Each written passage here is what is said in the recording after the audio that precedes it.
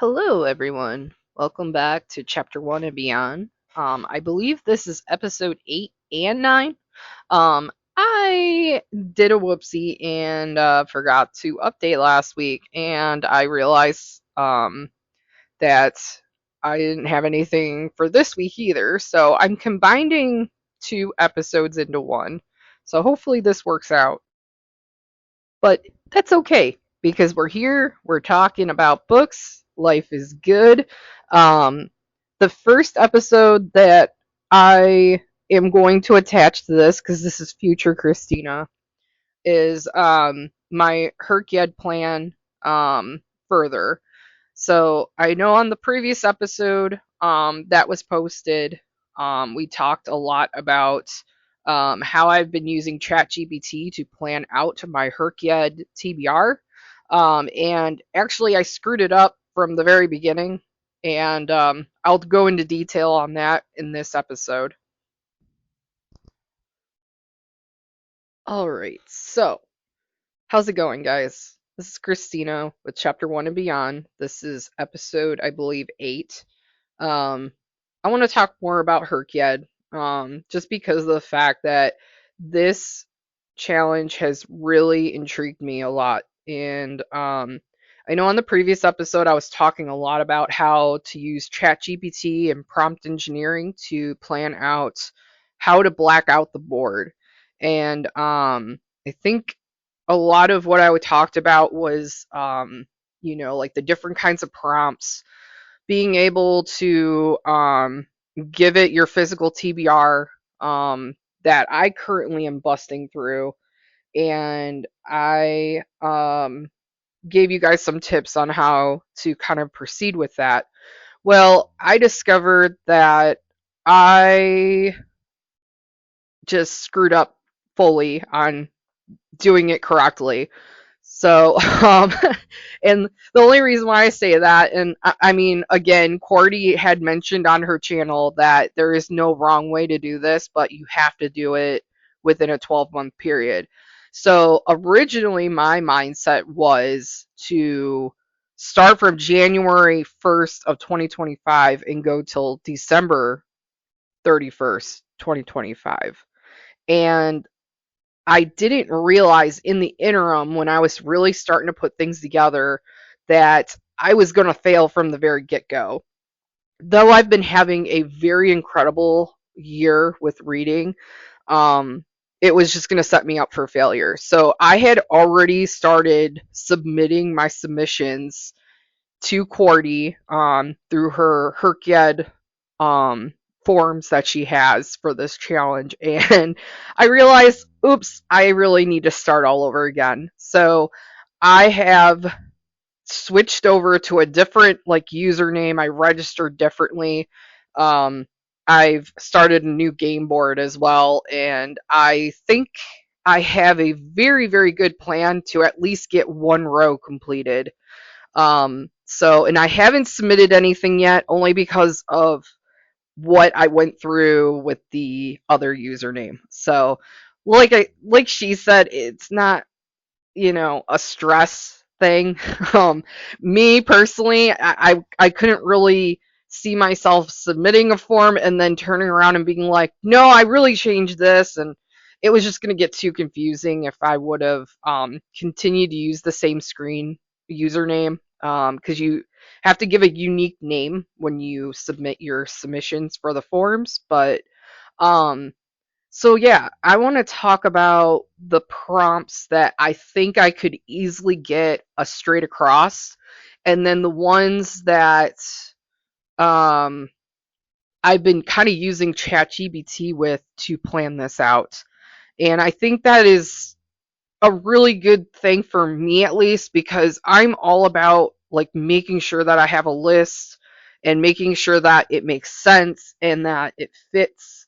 And this whole challenge thing has really opened up my eyes to how I can really just expand my reading by tenfold. Like I said, 2024, I think I only had about well, I can load that up right now, but I think in 2024 I only had like 42 books read for the entire year. This year I'm pretty much on track to definitely doing a lot more than that. Um, but I'm just waiting for this to load up. I use hardcover to track my books, but so 2024, it looks like the amount of books that I read was 42 books. Um, I had 24 hours worth of listening, but those were purely just me reading and then some mix in with audiobooks.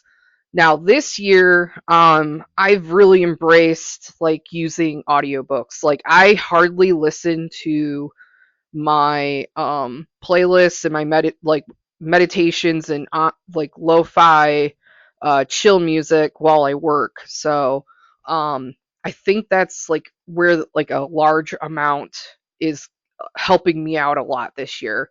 But the thing is that this challenge has really kind of made me think about, well, yeah, there's this prompt by the hundreds. You have to read 7 books just to complete that prompt.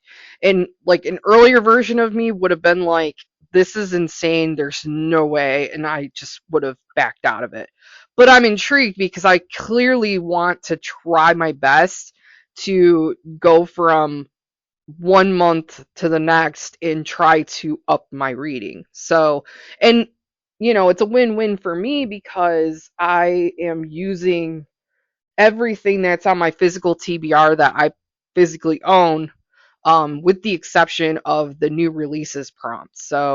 Um, so I do use the tracker, but I also use each individual sheet that I have.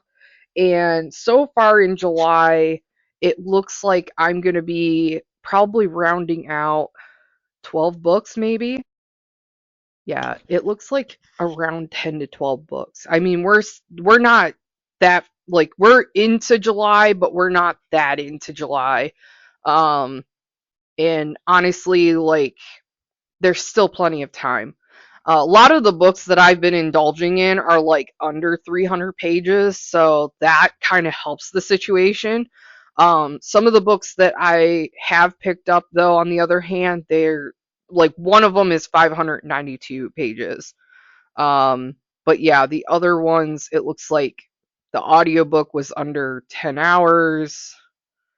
Yeah, this other one was under 10 hours. Like I said, I'll update in a bonus episode of everything that I read in July. But the thing is though is that with this challenge I make it a point to find one book that can fulfill 2 prompts. And this tracker sheet that she made for this challenge has really helped a lot.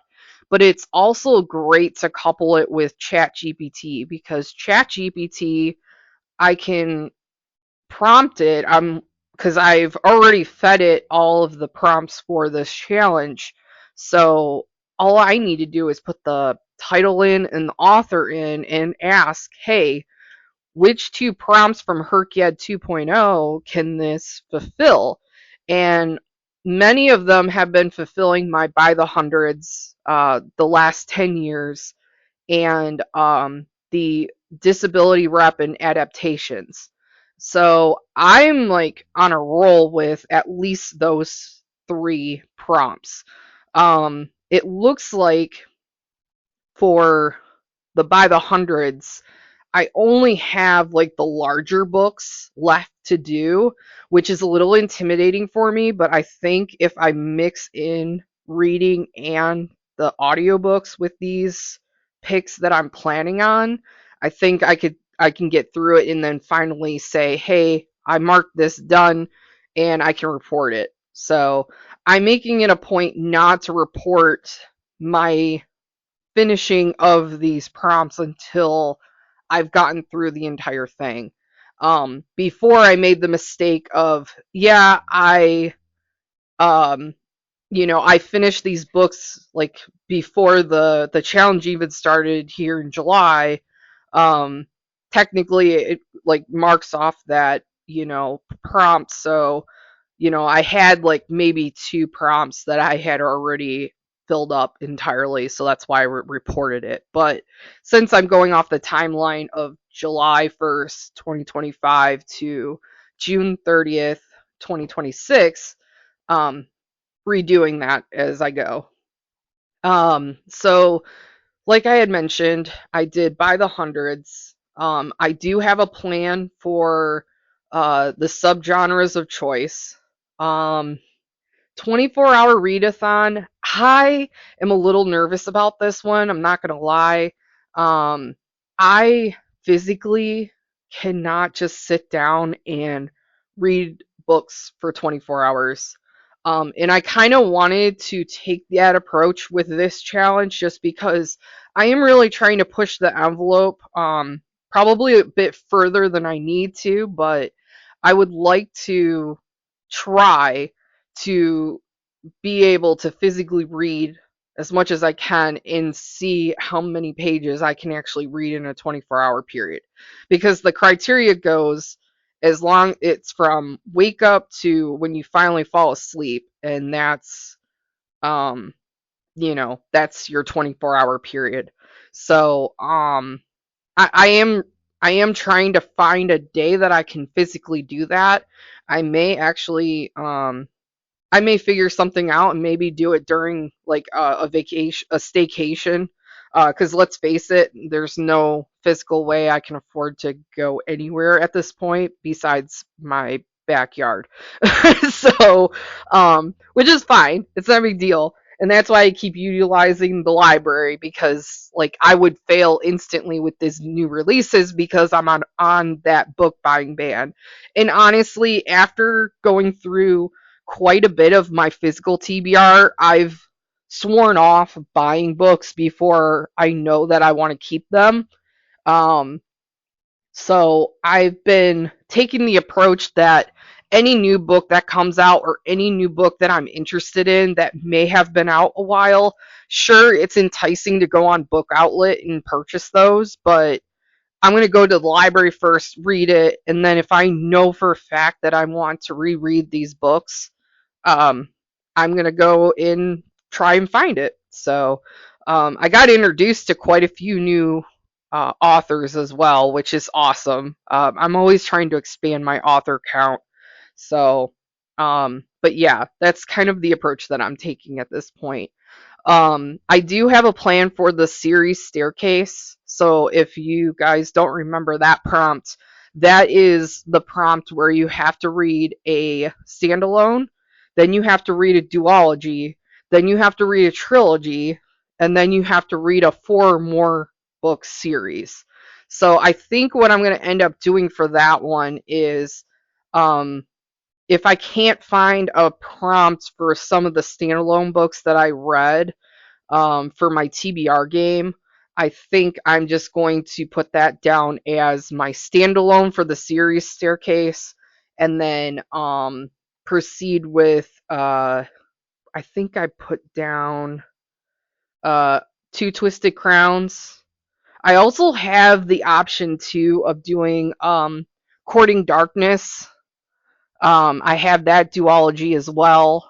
Um, I think there's one more that I have as well, but I can't seem to locate it right now. But as far as like duologies go, I think I have those two options where I have the Twisted Crown series and then the Courting Darkness series as well. So those are my two options for that.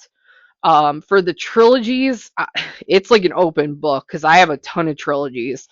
Um, so technically, I could use Fourth Wing series. I could use my Systems Divine series that I have just started because I have all three books for that series. I could use the Aurora Burning series, which is a sci-fi YA series. Um, I could even use one of the Cassandra Clare trilogies that I have, whether it's Dark Artifices, Infernal Devices, or even like that newer series that I have. I believe it's like Chain of Iron, Chain of Golden. Chain of Thorns or something like that. Um, so I have like several options for that. Originally, I was gonna swear off getting rid of A Good Girl's Guide to Murder. That book ending kind of pissed me off a little bit. Not gonna lie, I ranted about this, I believe, in a previous episode or a future episode. I'm not gonna talk about it right now because it'll just fuel me up. But I think, even though I had mentioned in that episode that I was going to just stop reading it, that could also be another option to like finish up a trilogy. So that's another option. And then as far as four more books series, I've been very eager to get to the Game of Thrones series. I know those books are absolutely huge, but that is an option. Another option is the Eye of the World, Wheel of Time series, because I definitely have four or more books for that one. Stormlight Archive series. I think if I mix and match, you know, audiobook with the regular reading, I think I could potentially get through at least four of those. Because I think there's four. Yeah, there's Rhythm of War, Oathbringer. Yeah, and then there's the other two, Way of Kings, and the second one. Can't remember the second one. But yeah, that's another option as well. I could technically use um the A Court of Thorns and Roses series, but the thing is though, like I've been reading that since like the end of last year, so I'd have to double check the rules on that because technically I didn't read it within that period. So I have no plan right now for the award season prompt. I did decide on the TBR challenge game, and I decided to go with the Wheel of TBR, which is by Cody's Book Corner. I will definitely try to. Actually, you know what? I don't need to link it because it's in this challenge. So if you're doing the challenge too, it is the very last option on that list that Cordy provided. So the prompts were under 200 pages, most recent purchase, random pick, book of representation that can include pride, mental illness, or BIPOC, 5-star prediction, graphic novel, series continuation or start a series. So one single book that will either continue your series or start it. Second chance books, so books that I originally DNF but need to give it a second chance. Um, and then my TBR jar pick, new author, TBR veteran that has been on my shelf the longest, and then a classics. So I did go through and um, fulfilled each of those prompts. I have not read all of them yet, but at least I have like a plan for what I'm going to do for each one. So the under 200 pages, I decided to pick The Hitchhiker's Guide to the Galaxy by Douglas Adam. I've heard amazing things. I've seen the movie and I absolutely love it. It is hilarious. I love sci-fi. I just have never gotten the chance to actually read the physical books. The most recent purchase actually happened to be Pet Cemetery by Stephen King. So I'm really happy that I can kind of mix in some of my Stephen King books. That was the one I had ordered very last before I put myself on a book buying ban. The random pick that I picked was The Radium Girls by Kate Moore. I've been hearing that this is like a historical fiction. Um, but yeah, I mean, I was very intrigued by this one. I've heard really good things about it. Um, my pick for the book of representation, I actually ended up going with a pride pick. Actually, I went with Natasha Nyang's Girls of Storm and Shadow. So that is the second book in the Girls of Paper and Fire series. It's been a while since I visited this series, probably several years. So I may actually have to go back and reread the first one, but I have a feeling it'll be just as good. But I'm really excited to be reading that one for the Pride representation. The 5-star prediction book that I chose was The Never Let Me Go by Kazu Ishiguro.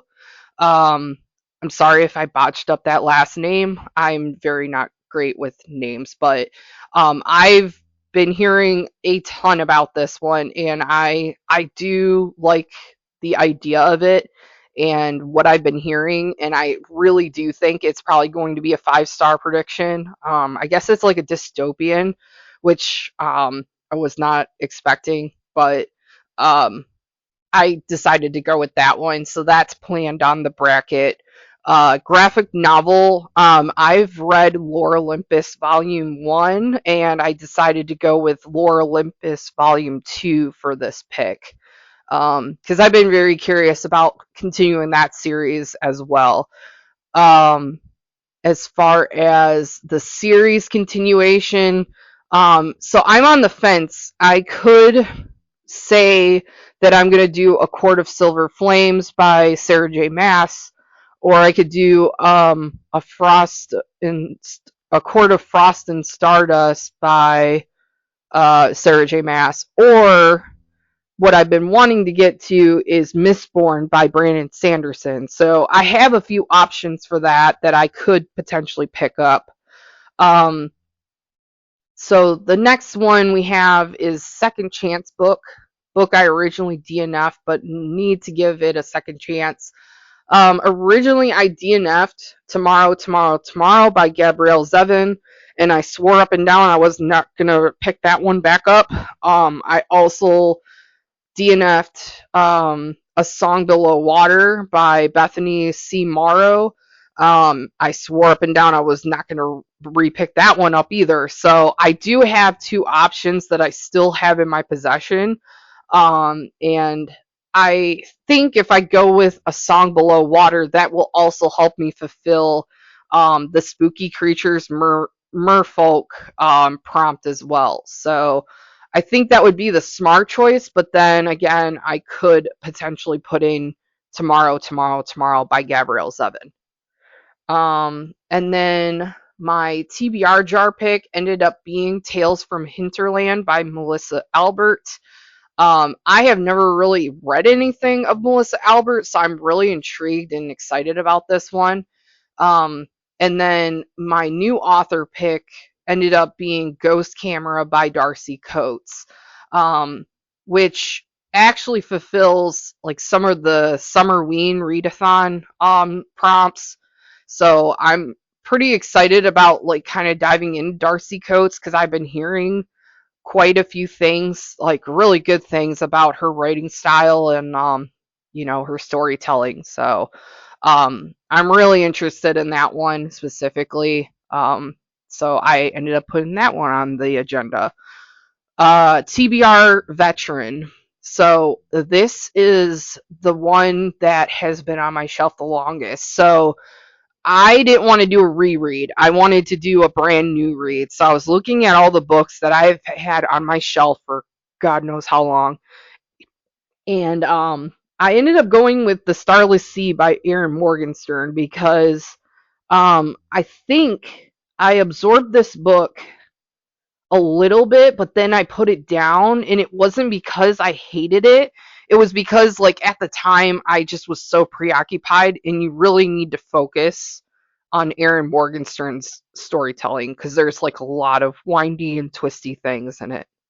So I have that on the bracket and docket for that one, and then the classics. Um, I'm gonna give Jane Austen another try. I'm gonna do Pride and Prejudice. Um, I have tried Jane Austen in the past, and I'm trying so hard to incorporate her, but every time I say, "Hey, I'm gonna read this," I end up putting it down. so, so yeah. So that was the plan that I have so far for that prompt.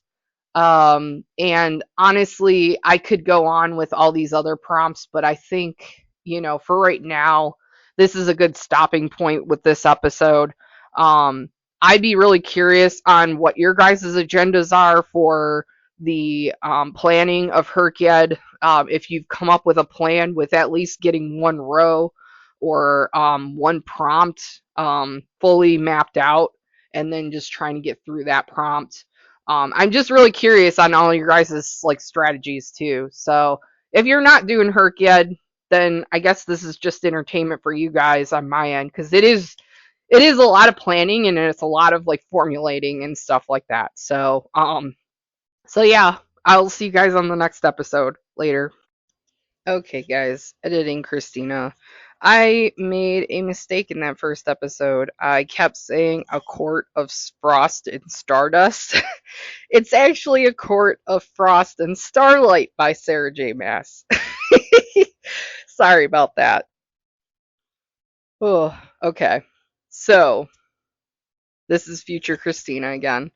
So now I'm combining episode 2 into the second episode that I was going to post on the 25th. And yeah, so let's merge that in and let's get to it. Hello, hello, hello, everyone. This is Christina again, and welcome back, or welcome if you're new here, to Chapter 1 and Beyond. This is the 10th episode. Holy moly, I can't believe I've gotten to 10 episodes already. So this one episode will be about some of my latest picks, my thoughts on them, and why I think you should read them too. So it's going to be more of like a recent read breakdown and talking about some of the genres, because there's like definitely a good mix of them. So let's just dive right into it. But yeah, hope you guys have all been doing well. Some of the books that I've been reading, I've been having an amazing reading year. Like last year, I only read 42 books, and most of them were in the second half of the year.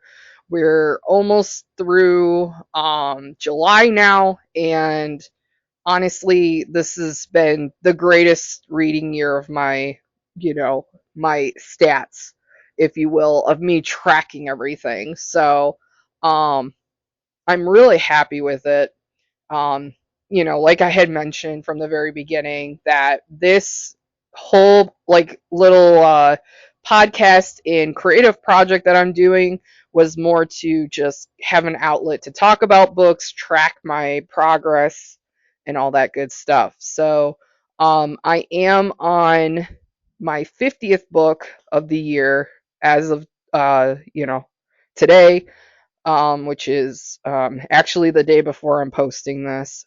So, yes, so I have read, I'm on my 50th book. I have officially read 49 books, and I've listened to over 275 hours worth of audiobooks, and then have read physically over 7,500 pages to date.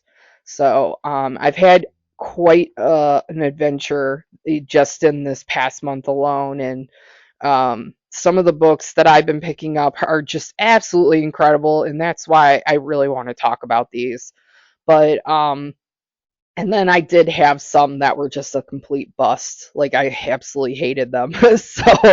Um, so the ones that I really really liked, I definitely loved Atmosphere by Taylor Jenkins Reid.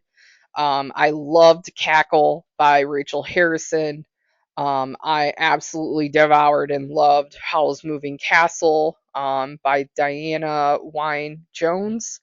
And I have recently become a fan of Shirley Jackson, and I devoured her We Have Always Lived in the Castle. I also really liked In the Lives of Puppets by TJ Klune. And I also finished and loved Immortal Longings by Chloe Gong. So those are the ones that I really, really liked. some of these next titles, um, I'd have to say, like, they're just there and they were okay, but as far as I know, like I got through them. So, the other books that I want to mention is so this one was fulfilled for HRCYED 2.0. This was Romeo and Juliet by William Shakespeare. I did read the original script because I have this big old book full of all his manuscripts and stuff. So I just went to Romeo and Juliet and read that one, and that was for the play adaptations prompt for HRCYED 2.0. It was okay. It's definitely something that I remember like very vaguely on finishing up in high school, but for the most part, I got through it, and it's typical William Shakespeare. So I mean, it's meh. So the other book that I thought was meh was We Are the Ants by David. I believe it's Sean David Hutchinson. That's what it was. This book was like released back in 2016, and um, I was very intrigued by this. This one was sitting on my shelf for some time, but it finally got done. And I'm not knacking it in no means whatsoever, but I found that some of the topics that were mentioned, like grief and sexual assault and like the abuse and bullying, it was rough to read through some of those parts, but I love the sci-fi part of it. I loved how they incorporated LGBTQ plus representation in it as well, and I thought it was very cool that they use that angle of like abducted aliens and things like that. But it was okay, but the parts that had like the rougher like suicide and sexual assault and things like that, just be warned that that might be a trigger for some, and that might be a very sensitive subject. I personally, I don't really like reading things that are that sensitive, but you know, it wasn't anything that like kept me up like for several days at a time. So, and then the other book that just really I finished, but it just didn't do it for me was Tiny Pretty Things. I believe the authors are Sona Charapotra and Donnell Clayton.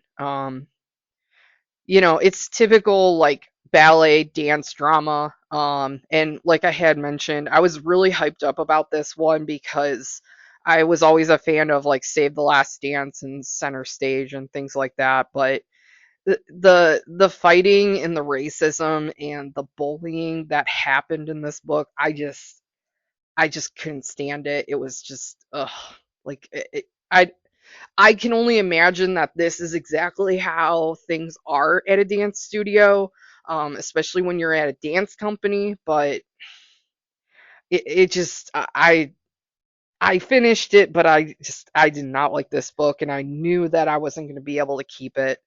Well, I know I'm not keeping it on my shelf, so that one's gone. But let me go back to the ones that I really, really love. So, Cackle, Cackle by Rachel Harrison. I have never read any of her books, and I was absolutely intrigued when I saw that it's about a witch that lives in this small town, and then you have the main character. It's obvious, like they mentioned that her longtime boyfriend breaks up with her, and she moves like for a teaching job in an upstate small town and stuff. But it was really interesting on the evolution of this story because like I really liked the witchy elements and the creepy elements of it, and I really liked the fact that it kind of like gave her like it kind of gave her like this like new beginning type thing. So I really loved it. I loved the spiders in that one. It was like really like kind of um you know it kind of reminded me of like, those like little animation, um, Studio Ghibli like type animation movies. That's kind of like what I pictured with the little spider. Um, but yeah, so I don't know. I thought it was very unique. I thought it was great. I definitely am keeping that one. I'm keeping it on my shelf. And I definitely recommend it if you're looking for something on the lines of like not super scary, but at the same time it's suspenseful and you're kind of going through changes in your life and it involves witches. So, um, yeah, so that's all I have to say about that one. But let's talk about Atmosphere by Taylor Jenkins Reid. So this one fulfilled my HRCYED prompt for new release. I had waited almost too long for this book at the library because, like I said, I'm not buying any new books. And oh my gosh, this book was everything. And I am still going to gush about it because it was that good. I don't know if I would say it was the absolute best for 2025 so far because I've read some pretty dang good books, but it is very high on that list. It brought out like the space nerd in me because I was always very fond of astronomy in NASA in all those things and it was just so perfect and I loved how she kind of went along with the timeline. It does bounce back and forth, which I do sometimes struggle with, but it flowed so well and it made sense and I'll say it now and I'll say it again. I absolutely hated that character Barbara. She can rot in hell for all I care. So, um, but yeah, like normally I'm not into romance, like I said in previous episodes as well.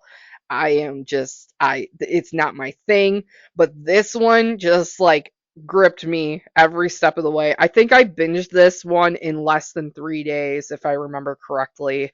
I can look at my tracker actually. So Atmosphere fulfilled my avatar prompt and the last 10 years.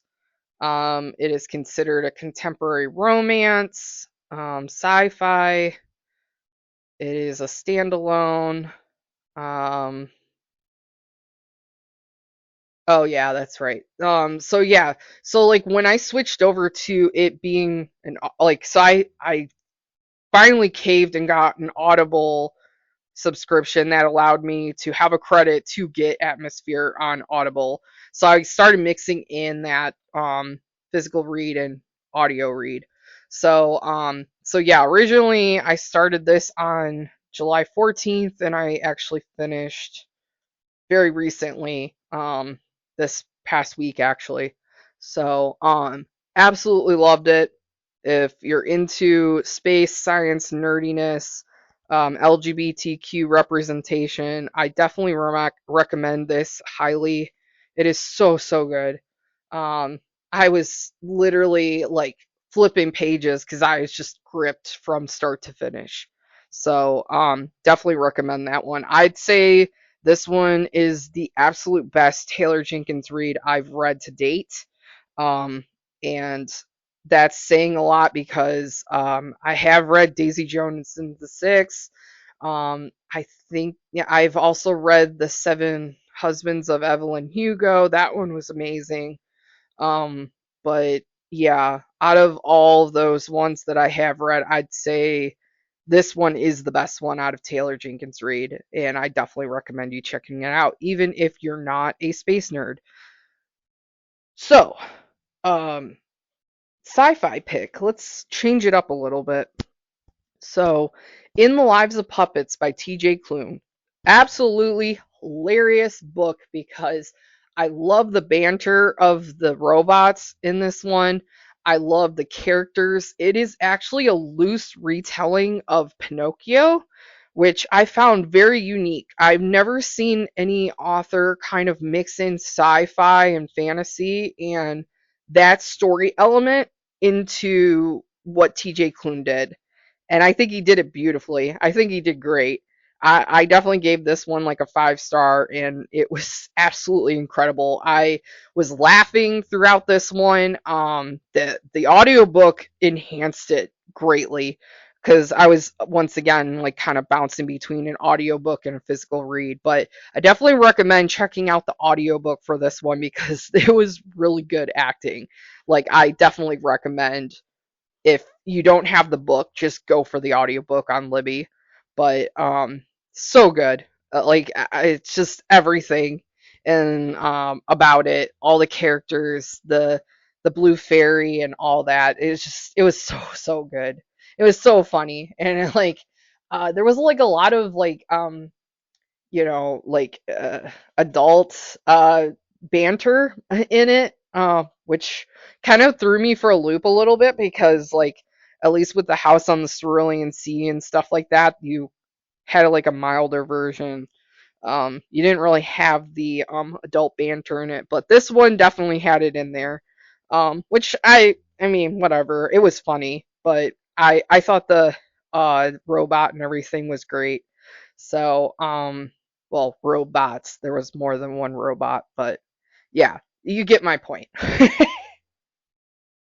In the last book that I want to really dive into, and I definitely recommend you checking this out. And actually, I just realized that this is a duology. I did not realize that. So that actually could fulfill my duology of the series Staircase as well. This one's Immortal Longings by Chloe Gong. So this one is an adult fantasy. I guess it was inspired by Shakespeare's Antony and Cleopatra. Um, so I don't know, but I mean honestly, I do kind of see the similarities with this one. Um, I haven't read the script for that one in a long flippin' time, so I probably have to get back to it. But this princess, her name is Kala, and then this other gentleman, his name is Anton. They get thrown into this like game of like survival. So it's kind of like, you know, um, it's kind of like Hunger Games. Like that's the way I kind of look at it. It's like Hunger Games, but with like a sci-fi type thing where you have like magical capabilities of switching in and out of bodies, which I was like a little creeped out at first, but that was like as you get through the book, it becomes even cooler. But yeah, like this princess apparently is in hiding, and it's because like she had killed her parents, and now she's like kind of in this whole like body snatcher situation trying to avoid um what's happening with with killing her parents and everything. So and then I guess this um guy Anton ends up falling in love with her and everything, and he's in the same game. So it was really interesting. It builds a lot, and I can't wait to read Vilest Longings, I believe the second one is. Um, but yeah, like the series is called Flesh and False Gods. Yes, the second one is it came out in 2024 and it's called Vilest Things by Chloe Gong. Um, I don't have that one, but I'll have to get it from the library. But honestly, I can't wait to like kind of wrap that one up too. So, I only have on my shelf Immortal Longings, and I do plan on keeping that one. But that is another one. Like if you're into like the fantasy, sci-fi type, dark fantasy, vibes and kind of gamifying it, definitely recommend that one. And then the book that I'm still currently reading is called Dungeon Crawler Carl by Matt Dinman. And I am so excited that I'm reading this book because a lot of booktubers and book talkers were talking about this one. Apparently, it's a televised apocalypse, like kind of like you're going through dungeons for surviving. And the first chapter alone just had me cracking up. The thing that I love most about this book so far is that the cat's name is called Princess Donut the Queen. Um, wait, no. Princess Donut is like the short, and then the Queen Anne of Chonk or something. It was really funny, but they actually have like an animation of the cat in there, and like they give like a description that it's this big, chonky, fat Persian faced cat, and the cat ends up saving his life, and now this cat is on this adventure with him. But it's really funny. I love it so far. It's probably going to be a 5-star review for me, like once I finish it, because I don't see this ever dying down for me. It really reminds me a lot of like Dungeons and Dragons, but um yeah, I'm really excited about finishing that one too. But yeah, I think honestly I covered all the ones that I wanted to recap with you. Um I mean, I did mention Howl's Moving Castle. I really want to go back and reread that with my kids. I think they would love that one. I've mentioned Tiny Pretty Things, just too much drama, and I definitely feel old now. So um and then Romeo and Juliet, like I said, just you know, typical William Shakespeare stuff. And then We Have Always Lived in a Castle. The first exposure that I had to Shirley Jackson was The Haunting of Hill House. I saw the series on, I believe it was Netflix, became obsessed with it, and now like I'm very obsessed with like Shirley Jackson's writing now. I personally think it's amazing. This one kind of struck on the gothic um, murder mystery type sequence, if you will. But I really liked the main character Meerkat. I really liked how like everything built up, and it was like super creepy, and this town is just unsettled by this family. But I really liked how it kind of like had that exposure to like mental illnesses and disorders. So I really thought that was great. I think that was very well done, especially since this book was written in 1962. So yeah, that's probably the only other thing I would mention. But yeah, I mean, on a roll here. So I do have plans for August. Like I mentioned in a previous episode, I'm just going through each of these prompts and just trying to develop my TBR off of that. And then whatever book I can get a hold of, I'll kind of mix it in between. So, but yeah, that's it for me, guys. I am going to let you go. I hope you guys have a wonderful weekend, and I will see you in the next episode. Take care. Bye.